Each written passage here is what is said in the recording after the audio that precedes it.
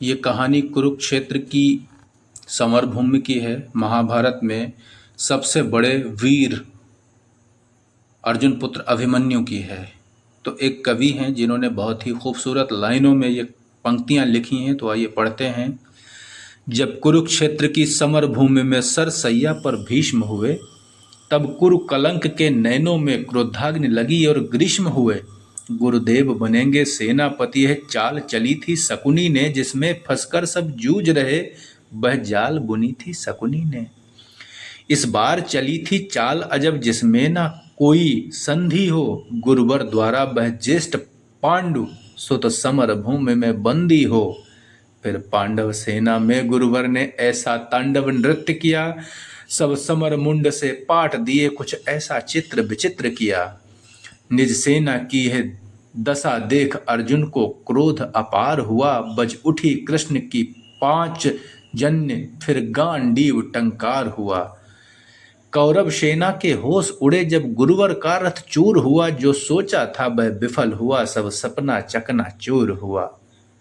फिर कहा द्रोण ने दुर्योधन में उससे पार न पा सकता, अर्जुन के रहते धर्मराज को बंदी नहीं बना सकता।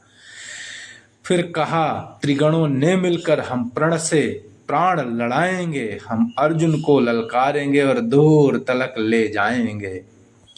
हम जान रहे हैं अर्जुन से पा सकता कोई पार नहीं, पर इससे बढ़कर मित्र तुम्हें दे सकता मैं उपहार नहीं। फिर क्या था ऐसी नीति बनी जिसको सबने मंजूर किया, उसने अर्जुन को ललकारा और समर भूमि से दूर किया। अर्जुन के जाते गुरुवर ने फिर कुछ नवीन संरचना की, और जिसका भेदन हो सके नहीं उस चक्र बिहू की रचना की।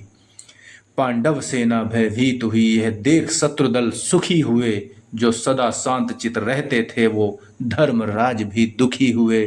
निज सैन्य तात को दुखी देख फिर शेर बबर को जगना था, जो धनी धनुष के बनते थे उनको भी नाक रगड़ना था। है उम्र 18 बरस मगर यह बड़ा धनुष का धन्नु है, सबने देखा कोई और नहीं यह अर्जुन सुत अभिमन्यु है। मैं इसका भेदन कर दूंगा यह भेद गर्भ में सुना हुआ, और दादाजी चिंता दूर करो यह सुन साहस 100 गुना हुआ। फिर अभिमन्यु के पीछे ही कुछ तेज चले कुछ धीम चले, कुछ पैदल घोड़े रथ सवार ले गदा गदाधर भीम चले।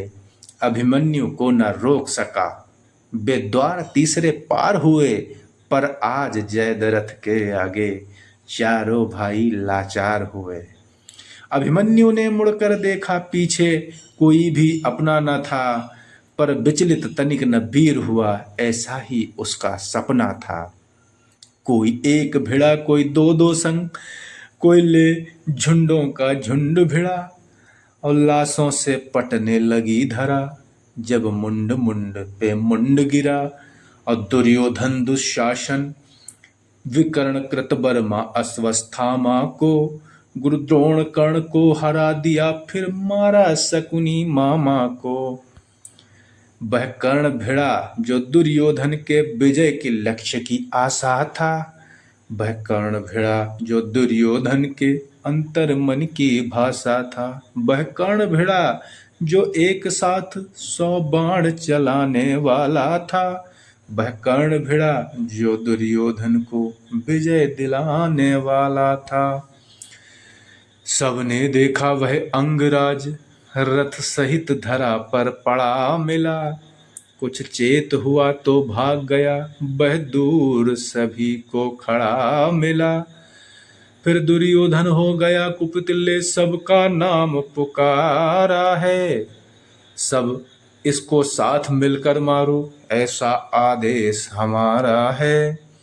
फिर एक साथ भिड़ गए सातों ने ऐसा काम किया, रणतोड़ सारथी मार घोड़ कुछ घोड़े का काम तमाम किया। तलवार तीर जब टूट गए तो रथ के चक्के उठा लिए, उस रथ के टूटे चक्के ने कितनों के छक्के छुड़ा दिए। यह देख अदम दुशासन ने तब सर पे गदा प्रहार किया। हाय गिर गया धरा पे वीर, तभी पीछे से उसने वार किया। फिर क्या, फिर बारी बारी से सबने उसके सीने पे वार किया। सब नियम युद्ध के भूल गए और ऐसा अत्याचार किया। सब मायापति की लीला है।